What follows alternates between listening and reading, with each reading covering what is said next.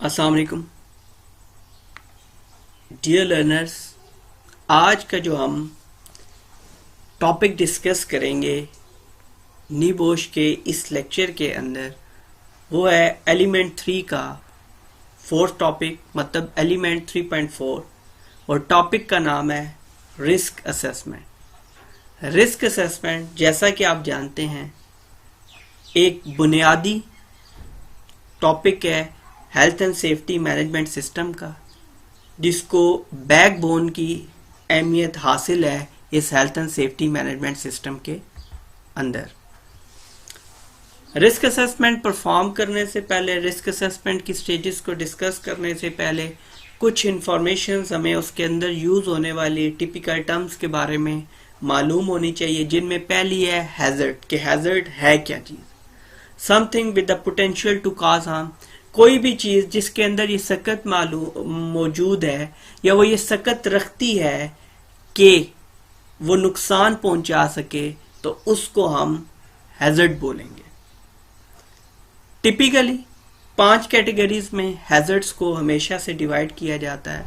इसके अलावा अगर इलाबोरेट किया जाए तो मजीद इसकी टाइप्स भी मौजूद हैं, लेकिन जनरली जिन टाइप्स को हम कैरी करते हैं उनमें फिजिकल, केमिकल, बायोलॉजिकल और एर्गोनॉमिक हैजर्ड्स मौजूद हैं, और लास्ट में साइकोलॉजिकल नफ्सियाती हैजर्ड खदशा मौजूद है। इन तमाम तर टाइप्स को हम इन डिटेल में आने वाले एलिमेंट्स में डिस्कस करेंगे। रिस्क क्या है? The likelihood of harm occurring in combination with the severity of the foreseeable harm। मतलब कोई भी किसी भी चीज के होने के इम्कानात का कम्बिनेशन का जोड़ किसके साथ? उस चीज के नताइज से, उस चीज की शिद्दत से, उस नुकसान की शिद्दत से, उसे हम रिस्क बोलेंगे। तो बेसिकली रिस्क क्या है? ये कम्बिनेशन का नाम है। किस कम्बिनेशन का? Likelihood of an hazardous event into consequences of और सेवेरिटी ऑफ दैट इवेंट। मतलब L is equal to R is equal to L into S। R for risk, L is likelihood, and C is for, and C you can use C instead of S, because in some cases we have R is equal to L into C, and in some cases we have R is equal to L into S। मतलब risk combination है likelihood और severity का, या risk combination है likelihood और consequences का। आगे चलते हैं। ये हमारे पास एक ग्रुप एक्सरसाइज है। Consider a specific hazard and discuss in groups the difference between the hazardous properties of the activity, article, or substance and the risk of harm occurring।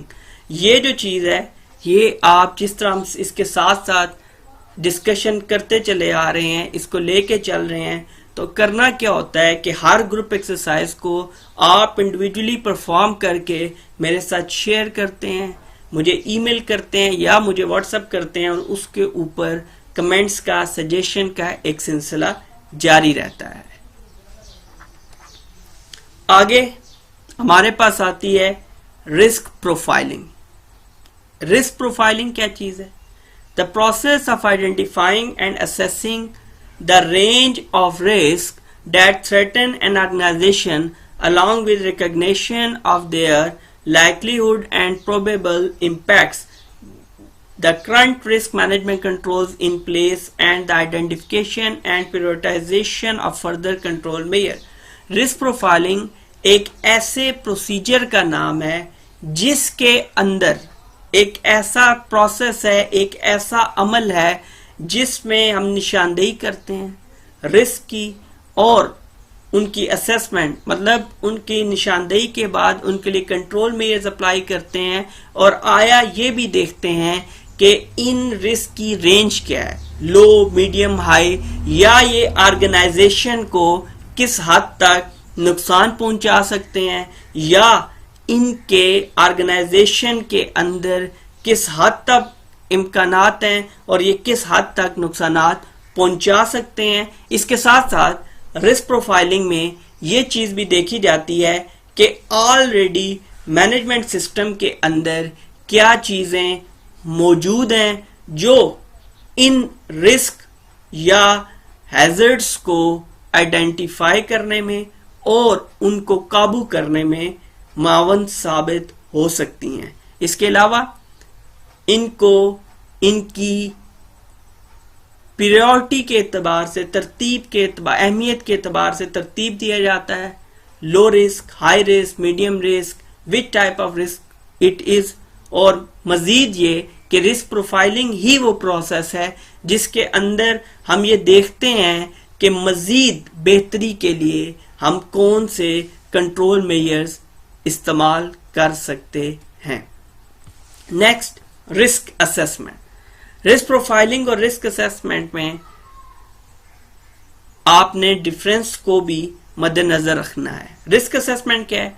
The formal process of identifying preventive and protective measures by evaluating the risk arising from a hazard, taking into account the adequacy of any existing controls and deciding whether or not the risk is acceptable. Adequacy basically मुताबिकत को बोलते हैं किसी चीज से। तो ये एक ऐसा फॉर्मल प्रोसीजर है, ये एक ऐसा फॉर्मल प्रोसीजर है जिसके अंदर क्या होगा? ये एक ऐसा फॉर्मल प्रोसीजर है जिसके अंदर हम आइडेंटिफाई करते हैं कि कैसे हैजर्ड से पैदा होने वाले रिस्क को हम अच्छे तरीके से, बेहतर तरीके से काबू पा सकते हैं और ऑलरेडी जो कंट्रोल्स मेजर मौजूद हैं उनकी उन रिस्क कंट्रोलिंग से क्या मुताबिकत है, क्या वो उसके मुताबिक हैं कि जिस तरह के हैजर्ड्स या रिस्क का हमें सामना है तो आया जो कंट्रोल्स मेजर पहले से मौजूद हैं वो उनको काबू करने के लिए काफी हैं या कि नहीं। रिस्क प्रोफाइलिंग में क्या होगा, ये अब कुछ एग्जांपल्स के साथ जब हम डिस्कस करेंगे तो ये प्रोसेस आपको बहुत बेहतर तरीके से वाज़ेह हो जाएगा और समझ आएगा। Each organisation will have its own risk profile. तो ये तो अंडरस्टूड बात है कि नेचर ऑफ ऑर्गेनाइजेशन जैसे ही चेंज होगी, risk profiling, risk assessment, health and safety policy और health and safety management system उसी जानिब स्पेसिफिक होके चेंज होगा। और रिस्क प्रोफाइल एग्जामिन क्या देखती है? Risk profile the nature and level of the threats face by the organisation, के जो थ्रेड्स हैं, ऑर्गेनाइजेशन को जो थ्रेड्स हैं उनकी नेचर क्या है, वो किस तरह के हैं और किस लेवल पे हैं, उनका लेवल हाई है, लो है, मीडियम है, क्या है। The likelihood of those adverse effects occurring, और उन जो आपके बदतरीन असरात हैं उनके इम्कानात क्या हैं। The level of disruption and cost associated with each type of risk, और हर होने वाला रिस्क जो है उसके साथ कॉस्ट क्या इन्वॉल्व है। डिस्ट्रप्शन, काम के लिए कैसे रुकावट बनेगा, और कॉस्ट, उसमें कितना हमें फाइनेंशियली लॉस हो सकता है। The effectiveness of controls in place to manage those risk, और जो कंट्रोल्स वहां पे मौजूद हैं वो उन रिस्क को मैनेज करने के लिए किस हद तक कारआमद हैं। Risk profiling, the outcome of risk profiling will be that the right risks have been identified and prioritized for action, the right control measures have been identified and implemented, and minor risks have not been given a disproportionate priority. तो risk profiling का मकसद क्या हुआ? तो outcome of risk profiling ये है कि हम सही तरह से रिस्क की निशानदेही करें, उनको उनकी नोयत के एतबार से, अहमियत के एतबार से उनको लिस्ट आउट करें और उनके लिए दुरुस्त इक़दामात, दुरुस्त कंट्रोल मेजर्स क्या हैं उनकी निशानदेही की जाए और उन कंट्रोल मेजर्स को वहां पे इम्प्लीमेंट किया जाए। और याद रखा जाए कि ऐसी सूरत में माइनर रिस्क जिनसे कोई इतना बड़ा खतरा या खदशा लाक नहीं है, उनको इस रिस्क प्रोफाइलिंग के अंदर आप जरूरत से ज्यादा अहमियत या जरूरत से ज्यादा हिस्सा नहीं देंगे। रिस्क प्रोफाइलिंग में प्रोसेस क्या होगा? The risk profiling process, number 1, identify the risk that threaten the organisation. पहली तो बात यह है कि जो चीजें ऑर्गेनाइजेशन के लिए खतरे का सबब हैं, खतरे का बायस हैं, उन रिस्क को आइडेंटिफाई करें। Identify the health and safety impacts and the business impacts associated with each thread. Health and safety impact क्या होगा, और दूसरा, इन रिस्क से ऑर्गेनाइजेशन के जो माली मामलात हैं वो किस तरह से असरअंदाज हो सकते हैं।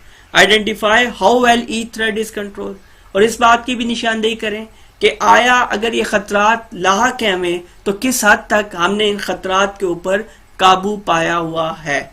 Identify the likelihood of each thread happening, और हर खतरे के खदशे के कितने इम्कानात हैं, इस चीज की भी निशानदेही की जाएगी। प्रायोरिटाइज द थ्रेड, और हम इन खतरात को अहमियत के एतबार से लिस्ट आउट कर देंगे, और इनको अहमियत के एतबार से लिस्ट आउट करने का मकसद यही है कि हाई प्रायोरिटी रिस्क को या हाई प्रायोरिटी थ्रेड्स को फर्स्ट स्टेज के ऊपर हैंडल किया जाए, और इसी तरह मीडियम और लो को अपने अपनी अहमियत के एतबार से हम हैंडल करने की पोजीशन में होंगे। नेक्स्ट ये हमारे पास आता है पर्पस ऑफ रिस्क असेसमेंट, कि रिस्क असेसमेंट का मकसद क्या है। टू प्रिवेंट, अब इसका मेन मकसद है डेथ एंड पर्सनल इंजरी। इसका मकसद है कि काम के दौरान वर्क प्लेस के ऊपर जाती नौयत की ना तो कोई इंजरीज हो, ना ही वहां पर कोई कैजुअलिटीज या अमवात वहां पर हो। Other types of loss incident, breaches of statute law, और ये एक ऑर्गेनाइजेशन में एक्सीडेंट या इंसिडेंट का होना लॉ की, कानून शिकनी भी है कि वहां पर इस चीज को मुजरमाना फेल समझा जाएगा अगर हेल्थ एंड सेफ्टी, अगर रिस्क असेसमेंट की गई है, अगर इस रिस्क असेसमेंट परफॉर्म नहीं की गई और कानून को तोड़ा गया है, तो ऐसी सूरत में हमें नुकसान होगा। तो रिस्क असेसमेंट का बुनियादी काम भी ये है कि ये लीगली लोगों को बाउंड करे कि वो कानून शिकनी की तरफ न जाएं। द कॉस्ट ऑफ लॉस, जाहिर बात है जब आपके एक्सीडेंट्स होंगे, इंसिडेंट्स होंगे, तो माली तौर पर एक ऑर्गेनाइजेशन को बहुत ज्यादा नुकसानात फेस करने पड़ते हैं। अगर हम रिस्क असेसमेंट प्रॉपरली परफॉर्म करेंगे तो कॉस्ट ऑफ लॉस जो है वो ऑटोमेटिकली कंट्रोल होगी। A suitable and sufficient assessment, बहुत ही इंपॉर्टेंट चीज, कि आपने सिर्फ रिस्क असेसमेंट बना नहीं देनी या अपने मुताबिक बना के रख नहीं देनी, बल्कि एक अच्छी रिस्क असेसमेंट या ऐसी रिस्क असेसमेंट जो हमें मदद देगी कि हम अच्छे तरीके से मैनेजमेंट सिस्टम को इम्प्लीमेंट कर सकें, या उस रिस्क असेसमेंट की मदद से हम प्रॉपरली रिस्क को आइडेंटिफाई कर सकें, हैजर्ड्स को आइडेंटिफाई कर सकें, तो वो रिस्क असेसमेंट लाजमन है कि सूटेबल एंड सफिशिएंट हो। मतलब वो रिस्क असेसमेंट उस पर्पस को फुलफिल करती हो और इतनी काफी हो कि, इतना सफिशिएंट से मतलब ये है कि वो उस रेलेवेंट ऑर्गेनाइजेशन के लिए काफी हो, मजीद एड अप की जरूरत न पड़े। आइडेंटिफाई सिग्निफिकेंट रिस्क, जो रिस्क सिग्निफिकेंट है, वाज़ेह हैं, अलामती हैं, जो हमें ज्यादा नुकसान पहुंचा सकते हैं, आप उनकी निशानदेही कीजिए। Enable employer to identify and prioritise control measure, आप एम्प्लॉयर को ये बात बतलाएंगे, आप एम्प्लॉयर को ये चीज करके देंगे क्या, कि आप रिस्क को आइडेंटिफाई करेंगे और एम्प्लॉयर को बतलाएंगे कि हम इनको किस तरह से काबू में ला सकते हैं। लाजमी बात है appropriate to the nature of the work, कि जो आपकी रिस्क असेसमेंट है वो नेचर ऑफ रिस्क को बड़े बेहतर तरीके से एड्रेस करे और valid for a reasonable time, और रिस्क असेसमेंट जो है कि जो मियाद है वो कुछ अरसे के लिए लाजमी हो। ऐसा नहीं है कि डेली बेसिस पे रिस्क असेसमेंट परफॉर्म करना मुमकिन नहीं होता।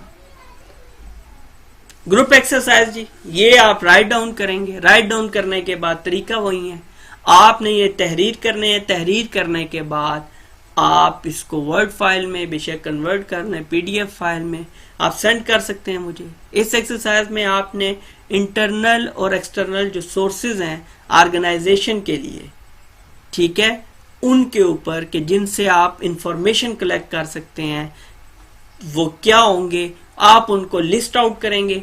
लिस्ट आउट करने के बाद उसको राइट डाउन करने के बाद आप मेरे साथ उसको शेयर करेंगे। नेक्स्ट जी, आपके पास बड़ा ही इंपॉर्टेंट टॉपिक और इसकी स्टेजेस हमारे पास मौजूद हैं या स्टेप्स हमारे पास मौजूद हैं। तो वो हमारे पास रिस्क असेसमेंट के जो health and safety executive UK ने डिफाइंड किया है उसके मुताबिक 5 हैं। Step 1, identify the hazard. Step 2, identify the people. Identify the people who might be harmed and how, कि कौन से वो लोग होंगे जो इसका इफेक्टिव विक्टिम्स हो सकते हैं और वो कैसे इससे नुकसान उठा सकते हैं जिन हैजर्ड्स को हमने आइडेंटिफाई किया है। उसके बाद evaluate the risk and decide on precautions. आप रिस्क की सही तरह से एवेल्युएशन करेंगे कि किस तरह के रिस्क हैं, किस प्रायोरिटी के रिस्क हैं और कौन से कंट्रोल मेजर्स इनके लिए बेस्ट रहेंगे। और step 4 record the significant findings and implement. और स्टेप 5 हमारे पास आता है review and update as necessary. सबसे पहले जी, आइडेंटिफाई द हैजर्ड्स। आप आइडेंटिफाई करेंगे कि हैजर्ड्स किस कैटेगरी में फॉल कर रही है। मेनली जो हम यहाँ पे हैजर्ड्स की कैटेगरी देखते हैं वो या तो सेफ्टी हैजर्ड्स होंगे या फिर हेल्थ हैजर्ड होंगे। सेफ्टी हैजर्ड्स में क्या है, capable of causing physical injury. Safety hazards वो होते हैं जो फिजिकल इंजरी का सबब बनते हैं। कैसे? Work at height, falling objects, moving vehicles, machinery, electricity, chemicals, low oxygen concentration, deep water, fire explosion, animals और वायलेंस। जबकि हेल्थ में क्या होगा, capable of causing occupational diseases और इल हेल्थ, जिसकी वजह से हमें बीमारियां वाक़या होंगी। तो वो फिजिकल, केमिकल, बायोलॉजिकल, एर्गोनॉमिक और साइकोलॉजिकल हैजर्ड्स होंगे। अब जी चलते हैं, internal and external information sources क्या होंगे जो हमें मुआवन साबित होंगे, जो हमें मददगार साबित होंगे कि किस तरह से हम रिस्क असेसमेंट के अंदर चीज़ों को आइडेंटिफाई कर सकते हैं। तो जो इंफॉर्मेशन हमें मिल सकती है 2 तरह के सोर्सेज में, उनमें एक इंटरनल जो ऑर्गेनाइजेशन के अंदर से ही चीज़ें मिल जाएंगी और कुछ होते हैं इसके अंदर एक्सटर्नल जिनमें हमें ऑर्गेनाइजेशन के बाहर से दूसरी जगहों से इंफॉर्मेशन मिलने के चांसेस हैं। इंटरनल सोर्सेज की बात करें तो accident records, ill health data, absent reports और medical records, risk assessments, maintenance reports, safety inspections, audit and investigation report और safety committee minutes. Safety committee minutes, यहाँ पे मिनट्स बोला जाता है कि जब आप कोई कमेटी या कोई आपकी मीटिंग होती है, आपकी कमेटी बैठती है, तो ऐसी सूरत में उसके जो समराइज पॉइंट्स होते हैं जिनके मुताबिक आपने परफॉर्म करना होता है, उस मीटिंग के, उस कमेटी के, उस सेफ्टी कमेटी मीटिंग के आउटकम्स हैं, वो आपके सेफ्टी मिनट्स कहलाएंगे। एक्सटर्नल सोर्सेज की बात करें तो national legislation, approve code of practices, standards हैं, ISO हो गया, BSI हो गया। मैन्युफैक्चरर्स इंफॉर्मेशन के जो इक्विपमेंट आप यूज कर रहे हैं उसके लिए जो मैनुअल्स आए हैं उसके साथ वो बतलाएंगे काफी सारी चीजें। Trade association, safety publication, international bodies like ILO, international labour organisation, WHO, world health organisation वगैरह आपको हेल्प आउट करेंगे। Then trade unions and charity etcetera. Next we have hazard identification methods. अब हम हैजर्ड्स को आइडेंटिफाई किन तरीकों से कर सकते हैं। सबसे पहला तरीका जो हमारे सामने आता है वो है task analysis. Analyses job components before the job starts. ये क्या करता है कि किसी भी काम के मुख्तलिफ हिस्सों को पहले से जांच लेता है, उनका जायजा लेता है, उनका तजिया करता है काम शुरू होने से पहले। Legislation, standards, guidance document, manufacturers information, operating handbooks, chemical safety data sheet और incident data, accident, near miss, ill health records वगैरह, ये 4 चीजें हमें मावन साबित होंगी जब हम hazard identification methods hazard identification कर रहे होंगे। फिर उसके बाद एक और एब्रीविएशन स्ट्रीडम के नाम से रिनाउन है। इसके अंदर इस चीज को हम अडॉप्ट करते हुए टास्क एनालिसिस करेंगे। कैसे?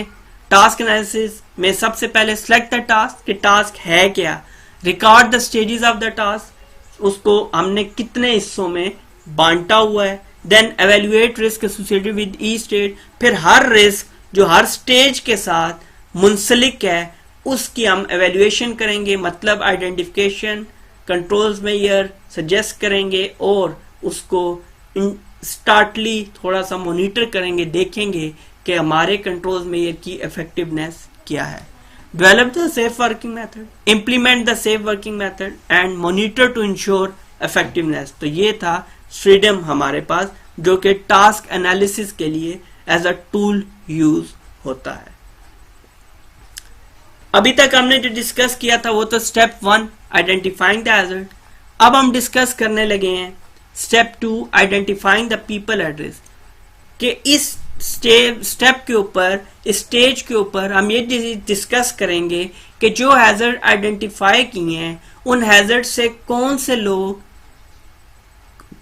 और कैसे मुतासिर हो सकते हैं।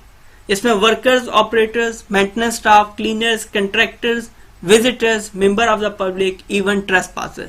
ट्रेसपासर्स उन लोगों को बोला जाता है जो सिर्फ और सिर्फ वहां से, उस वर्क प्लेस से गुजर रहे होते हैं, टेक्निकली उनका उस वर्क प्लेस से कोई लेना देना नहीं है। जिस तरह आप किसी रोड या गली में कोई वर्क एक्टिविटी परफॉर्म कर रहे हैं तो वहां से गुजरने वाले लोग जिनका उस वर्क एक्टिविटी से या वर्क प्लेस से कोई ताल्लुक नहीं है तो उनको हम ट्रेसपासर्स बोलेंगे, और वो उनके मुतासिर होने के भी खदशात बहुत ज्यादा होते हैं। इसमें आइडेंटिफाई द पीपल में एक वल्नरेबल ग्रुप्स या वल्नरेबल इंडिविजुअल्स मौजूद होते हैं। ये वो लोग होते हैं जो हैजर्ड से, रिस्क से मुतासिर बहुत जल्दी हो सकते हैं, या ये लोग ज्यादा हसास होते हैं कि इनके ऊपर हैजर्ड या रिस्क बहुत जल्दी हावी आ सकता है, इनको बाकियों की निस्बत संभलने का मौका नहीं देगा और इन्हें ज्यादा नुकसान पहुंच सकता है।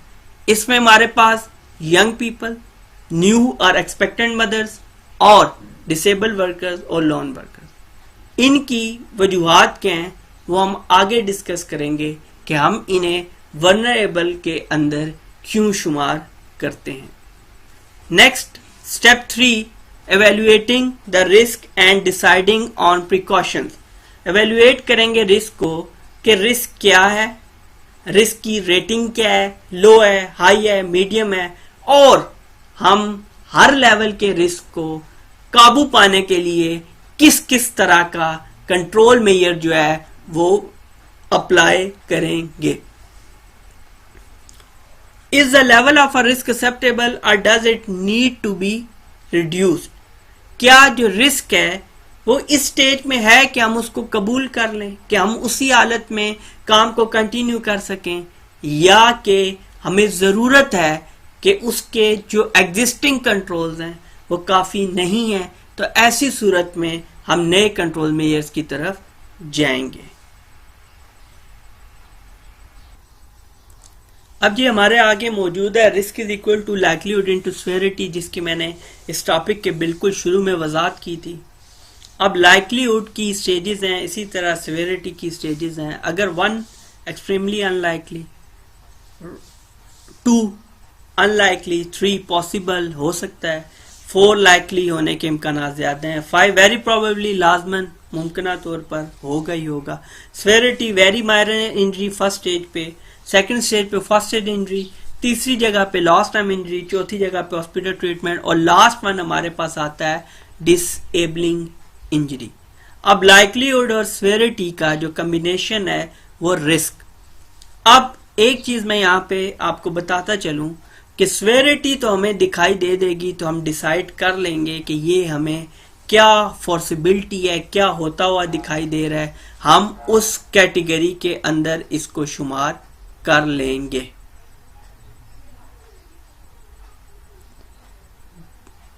जबकि लाइक्लीहुड को कि एक्सट्रीमली अनलाइकली है, अनलाइकली कैसे पता चलेगा? तो इसका आसान सा हल है कि अगर किसी चीज के होने के इम्कानात 1 में से 10 लाख में से 1 हैं, मतलब कि 10 लाख वर्कर एम्प्लॉयज काम कर रहे हैं और 1 इंजर्ड होता है, 1 एक्सीडेंट का शिकार होता है, तो वो एक्सट्रीमली अनलाइकली होगा। तो वो 1 आवर 1 मिलियन होगा। इसी तरह अनलाइकली 1 आवर 1 लाख होगा। इसी तरह पॉसिबल 1 आवर 10,000 होगा और लाइकली होगा 1 आवर 1,000, जबकि वेरी प्रोबेबली की स्टेज के ऊपर ये रेशो 1 आवर 100 पे चली जाएगी। इस लाइक्लीहुड और स्वेरिटी को हम एवेल्युएट करते हैं इस रिस्क मैट्रिक्स की मदद से, जिसको 5x5 मैट्रिक्स भी बोला जाता है और रिस्क मैट्रिक्स भी बोला जाता है। इसके अंदर लेफ्ट साइड पे स्वेरिटी मौजूद है, इसकी बेस पे लाइक्लीहुड मौजूद है, और इसके अंदर जब आप ये बॉक्सेस या देख रहे हैं, कलर सर्कल्स देख रहे हैं, तो हर कलर सर्कल निशानदेही कर रहा है कि 1 से 2 आपके जो हैं वो वेरी अनलाइकली है, 3 से 4 अनलाइकली है, और जो आपका येलो कलर है वो फेयरली लाइकली है, और जो आपका ऑरेंज कलर है वो लाइकली है, और रेड कलर वेरी प्रोबेबल है लाइक्लीहुड के एतबार से। इसी तरह स्वेरिटी की तरफ जाएंगे तो वो भी ग्रीन से रेड की जानिब जा रही है, जो कि बतलाती है कि ग्रीन नो सिग्निफिकेंस का, और रेड हमें लेके जाता है कैटास्ट्रोफिक या डेथ की जानिब लास्ट स्टेज पे। रिस्क मैट्रिक्स का जो मेथड है ज्यादातर लोगों को पता होगा, ज्यादातर क्या तकरीबन सभी लोगों को पता होगा, क्योंकि मैथमेटिक्स में मैट्रिसेस हम लाजमन पढ़ के आते हैं, और उसका रूल ये होता है कि उनको बेस और लेफ्ट साइड पे मौजूद चीज को आपस में उसी पॉइंट पे मल्टीप्लाई करके ये मैट्रिक्स कलेक्ट किया जाता है, और इसी तरह से लाइक्लीहुड और स्वेरिटी के लिए जो रिस्क मैट्रिक्स है वो इसी तरह से काम करता है, और इसी तरह से एवेल्युएट करता है कि रिस्क रेटिंग क्या है। Next, general hierarchy of control के अमूमी तौर पर हमारे पास क्या सीक्वेंस मौजूद है, क्या ऑर्डर मौजूद है। हायरार्की बेसिकली एक सीक्वेंस को, एक ऑर्डर को बोला जाता है जिसके अंदर मौजूद कंपोनेंट्स को हम अपनी मर्जी के मुताबिक चेंज नहीं कर सकते। पहले नंबर पे एलिमिनेशन, कि हम मुकम्मल तौर पर रिस्क को खत्म कर दें, और अगर ये पॉसिबल नहीं तो हम फिर अपने दूसरे स्टेप की जानिब बढ़ेंगे, जो कि है सब्स्टिट्यूशन। सब्स्टिट्यूशन के अमल में हम मुतबादिल इख्तियार करते हैं, जैसा कि अगर हम किसी भी जगह पे एक टॉक्सिक केमिकल यूज कर रहे हैं, हम कोशिश करेंगे कि अगर हमें ये मटेरियल यूज ही करना है तो हम कोशिश करेंगे कि लेस टॉक्सिक मटेरियल को वहां पर एज अ सब्स्टिट्यूशन यूटिलाइज किया जाए। Next we have engineering controls, कि किसी भी काम को करने के लिए आप उस काम के एसओपीज को इंजीनियर कर देंगे ताकि वो फिट बैठे उस काम को करने के लिए और हमें हैजर्ड्स या रिस्क से महफूज रखें। एडमिनिस्ट्रेटिव कंट्रोल में वर्कर को हैजर्ड से, इंटरेक्शन से रोका जाता है, और लास्ट रिजॉर्ट पे हमारे पास मौजूद है पीपीई, कि अगर हम पहले चारों चीजों को इम्प्लीमेंट नहीं कर पाते तो फिर हमारा सारा दारोमदार पीपीई के ऊपर होगा। पीपीई से मुराद पर्सनल प्रोटेक्टिव इक्विपमेंट, जाती हिफाजत के आलाजात, जैसा कि हेड सेफ्टी के लिए हेलमेट, आपकी फुट सेफ्टी के लिए बूट, हैंड सेफ्टी के लिए ग्लव्स आपकी फेस सेफ्टी के लिए फेस शील्ड, और इसी तरह आपकी आंखों की सेफ्टी के लिए गॉगल्स, ग्लव्स और कानों सुनने की सेफ्टी के लिए ईयर मफ या ईयर डिफेंडर्स का इस्तेमाल। आगे चलते हैं। जो चीज मैंने इधर डिटेल में डिस्कस की उसी चीज को थोड़ा सा इलाबोरेट करके डिस्कस किया गया है। जैसे एलिमिनेशन, आप किसी भी हैजर्ड को, किसी भी रिस्क को मुकम्मल तौर पर खत्म कर दें। सब्स्टिट्यूशन भी वही। इंजीनियरिंग कंट्रोल्स में जो चीजें आती हैं उनमें आइसोलेशन, टोटल इनक्लोजर, कि आप किसी भी खतरनाक चीज को वर्क प्लेस से अलग कर सकते हैं। टोटल इनक्लोजर, किसी भी चीज को आप मुकम्मल तौर पर बंद कर सकते हैं, जिस तरह गार्ड रेल नहीं, सिर्फ जो गार्डिंग सिस्टम होता है जिसके तहत आप किसी चीज को गार्ड कर देते हैं या किसी चीज को पूरे का पूरा कवर कर सकते हैं, तो वो सारे का सारा इन सेफ्टी डिवाइसेस वगैरह में शुमार होगा। जब तक टोटल इनक्लोजर की जहाँ तक बात है तो इसमें किसी चीज को मुकम्मल तौर पर बंद कर देना। फॉर एग्जांपल कि अगर आप देखते हैं एक मोटर के साथ बेल्ट है और आपको निप इन का खदशा है कि आपका हाथ बीच में आ सकता है, ये ऐसा कोई प्रॉब्लम क्रिएट हो सकता है, तो आप मोटर के बेल्ट वाले पोर्शन को इनक्लोजर में ले जाएंगे। सेपरेशन अलग करने के लिए, सेग्रीगेशन भी जुदा करने के लिए। पार्शियल इनक्लोजर में आप किसी चीज को पूरी तरह पे, जिस चीज के हैजर्ड्स हैं, ये रिस्क है, बजाय इसके आप पूरे का पूरा, और ये अफेक्ट कर रहा है कि अगर आप पूरे का पूरा इनक्लोजर करते हैं तो आप वर्क एक्टिविटी को प्रॉपरली परफॉर्म नहीं कर सकते, तो ऐसी सूरत में आप पार्शियल इनक्लोजर की तरफ जाएंगे। फिर इसके बाद सेफ्टी डिवाइसेस जैसे ट्रिप डिवाइसेस, गार्डिंग सिस्टम, ये हम इंशाल्लाह ताला अगले आने वाले एलिमेंट्स के अंदर डिस्कस डिटेल में करेंगे जब हम मशीन मैकेनिकल हैजर्ड और नॉन मैकेनिकल हैजर्ड्स को डिस्कस करेंगे। Administrative control, safe system of work, reduce exposure, reduce time of exposure dose, information, instruction, training and supervision. The last one is PPE. PPE के बाद जो topic बहुत ज्यादा अहमियत का हामिल है वो है सेफ्टी साइंस। एक वर्क प्लेस के ऊपर जो फर्स्ट चीज, जो पहली चीज किसी भी बंदे को, चाहे वो सेफ्टी जानता है या नहीं जानता, उसको जो फर्स्ट इम्पैक्ट या फर्स्ट इंप्रेशन जो चीज देती है कि ये ऑर्गेनाइजेशन हेल्थ एंड सेफ्टी पे ऊपर कितना अमल पैरा है या कि नहीं है, तो वो होते हैं सेफ्टी साइंस। और इन सेफ्टी साइंस के अंदर हमारे पास 5 तरह के सेफ्टी साइंस हैं। First one prohibition sign.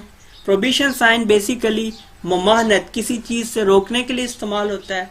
ये गोल कलर के सर्कल में होगा और क्रॉस के साथ होगा, जबकि वार्निंग साइन ट्रायंगुलर शेप में होगा और येलो इन कलर होगा, और ये इंतबाह करता है, किसी चीज से खबरदार करता है कि अगर ये एक्टिविटी परफॉर्म की गई तो हमें खतरा मौजूद है कि हमें कोई हादसा पेश आ सकता है। मैंडेटरी, जब भी कोई काम लाजमी, जिस तरह wear safety boots, wear helmet, fasten your seat belt, ये सारे के सारे मैंडेटरी जो काम आपने लाजमी करने हैं, ये ब्लू कलर में होता है और सर्कल में होगा। Safe condition, emergency, escape routes वगैरह जब आपने दिखाने हैं तो ये ग्रीन कलर में होता है और स्क्वायर या रेक्टेंगुलर फॉर्म में होगा। इसी तरह fire equipment, fire hose, fire extinguisher वगैरह के लिए हम फायर इक्विपमेंट का सेफ्टी साइन यूज करते हैं जो कि रेड इन कलर है और शेप में स्क्वायर है।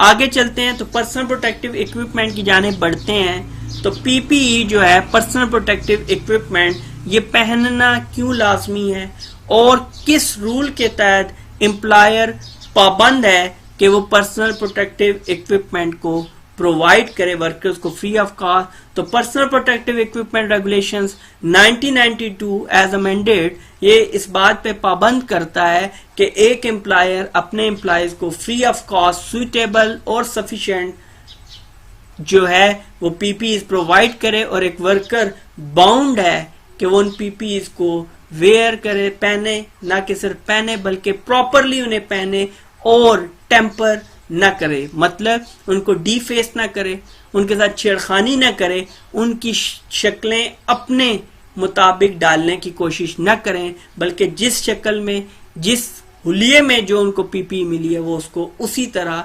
इस्तेमाल करें और उनको उसी मुताबिक एडजस्ट करें जिस तरह से उनको गाइड किया गया है। Supply suitable PPE employers responsibility है, appropriate for risk, ergonomics, fits, does not increase overall risk. और कोई भी ऐसा पीपीई ऐसी पीपीई यूज न की जाए जिससे रिस्क कम होने की बजाय बढ़ जाए। कंप्लाइज विद स्टैंडर्ड्स को फॉलो करेंगे, जो उसमें मटेरियल यूज हो रहा है जिस तरह से है, उसकी क्लास क्या है, क्वालिटी क्या है, तो उसमें स्टैंडर्ड को हम फॉलो करेंगे। Ensure compatibility of item, suitable storage, information, instruction and training, enforce use of PPE. And the last one, replace or repair damaged or lost item. कि जो items आपके गुम हो गए हैं, डैमेज हो गए हैं या रिपेयर हो गए हैं, तो ऐसी सूरत में आप उनको रिप्लेस करेंगे, दोबारा मुहैया करेंगे, ताकि ऐसा ना हो कि वर्कर बगैर पीपीई इसके काम करता रहे। Discuss the benefits and limitation of PPE as risk control method. ये हमारी ग्रुप डिस्कशन है। ग्रुप डिस्कशन में ये मेरिट्स और लिमिटेशन है, लेकिन मैं यहाँ पे ये मेरिट्स और लिमिटेशन स्किप करके आगे जा रहा हूँ, क्योंकि ये आपकी एक्टिविटी है इंडिविजुअल्स की कि आप लोग ये मेरिट्स और डीमेरिट्स, मुझे कोई फर्क नहीं पड़ता, आप देख के लिखें कहीं से भी, लेकिन ये आपकी एक्टिविटी है कि आपने पर्सनल प्रोटेक्टिव इक्विपमेंट पीपीई के लिमिटेशंस, मेरिट्स मतलब लिमिटेशन, डीमेरिट या डिसएडवांटेजेस आपने तहरीर करके रिटन फॉर्म में मुझे भिजवाने हैं। क्या चीज? दोनों चीजें, merits and limitations of PPE. ये आप करके लाजमी मेरे साथ शेयर करेंगे, और शेयर करने का तरीका क्या है? वो वही तरीका है कि आप मुझे ईमेल कर सकते हैं, आप मुझे व्हाट्सएप कर सकते हैं। Next we have use of guidance and legal standards. अब जो लीगल स्टैंडर्ड्स या गाइडेंस है उसको हम कैसे, ये पीपीई के हवाले से है। तो use of a risk matrix can help provide clarity, can set internal risk level that require action within set time scale, legal requirements override the findings of a risk assessment even if the risk is low, if the law requires it then it must be done. हाँ, अगर आपको बार बार ये बात की गई कि risk का proportion ये रखना है या लो रिस्क जो है उनको प्रोपोर्शन ज्यादा नहीं देना, लेकिन अगर बाय लॉ रिक्वायरमेंट मौजूद है तो फिर लो रिस्क को भी वहीं पर उसी तरह से आप डील करेंगे जिस तरह से आप हाई और मीडियम रिस्क को डील कर रहे हैं। Applies also to semi legal course of practice, guidance can also assist. तो जो भी गाइडेंस डॉक्यूमेंट्स वगैरह होंगे आप उनकी हेल्प लेके आप उसी सूरत में इसको एवेल्युएट कर सकते हैं। अब ये रिस्क की कुछ टाइप्स हैं। रिस्क की जो टाइप्स हैं वो हमने उनकी नेचर के पॉइंट ऑफ व्यू से हमने उनको डिवाइड किया। जिस तरह पहले नंबर पे आता है रेजिडुअल रिस्क। रेजिडुअल रिस्क वो है the risk level we are left with after control have been implemented, के इंटरम इब्तदाई या ऑलरेडी जो कंट्रोल्स अप्लाई किए हैं उनके बावजूद, मतलब कंट्रोल में लेने के बावजूद आपका रिस्क जो बाकी रह जाता है उसको हम रेजिडुअल रिस्क बोलेंगे। एक्सेप्टेबल रिस्क वो होता है जिसको हम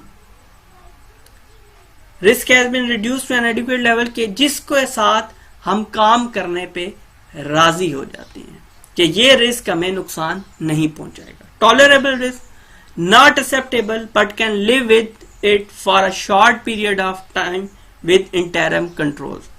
टॉलरेबल रिस्क एक्सेप्टेबल नहीं होता, लेकिन हम इंटरम कंट्रोल इब्तदाई या वक्ती कुछ कंट्रोल्स अप्लाई करके हम काम कर लेते हैं। Unacceptable risk is too high, तो ऐसी सूरत में हम कभी भी काम परफॉर्म नहीं करेंगे।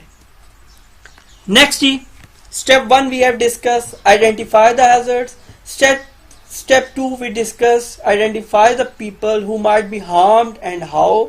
Step 3 evaluate the risk. Step 4 record significant findings and implementing। मतलब ये है जी कि अब आपके पास जो चीजें आ गई हैं वो आप हवा में या वैसे नहीं रख सकते, आप जुबानी कलामी याद नहीं रख सकते, बल्कि आपको लाजमन वो रिकॉर्ड के लिए तहरीरी शक्ल में अपने पास महफूज करनी पड़ेंगी।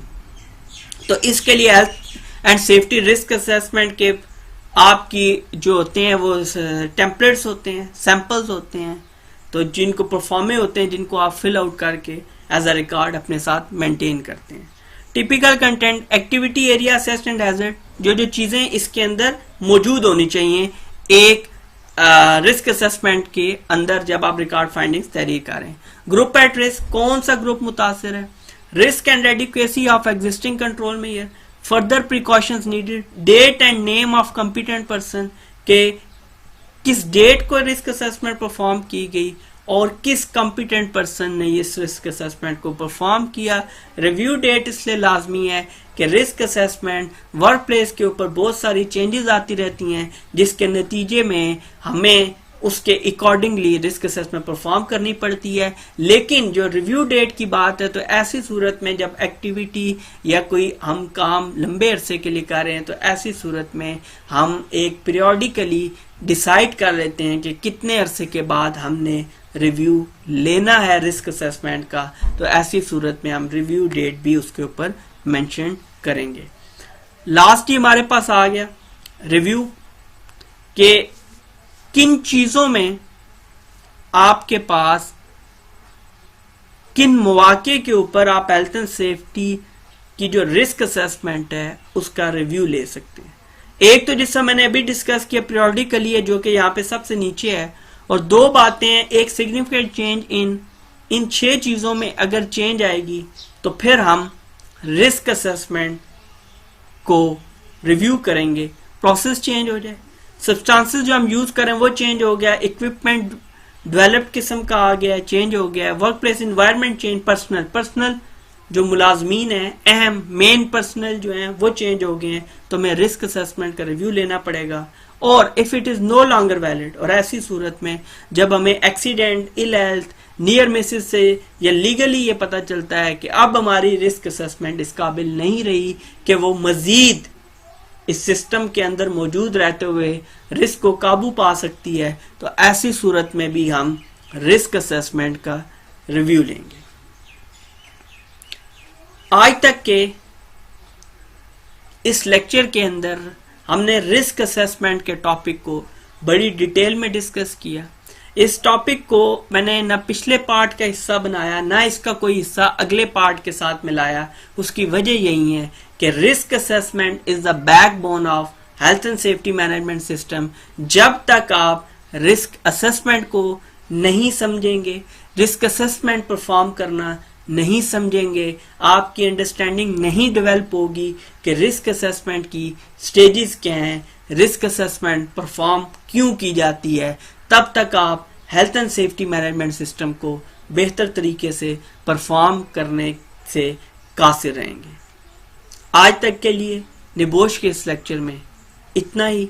इंशाल्लाह बहुत जल्द निबोश के अगले लेक्चर के साथ आपकी खिदमत में हाजिर होंगे। तब तक के लिए अल्लाह हाफिज।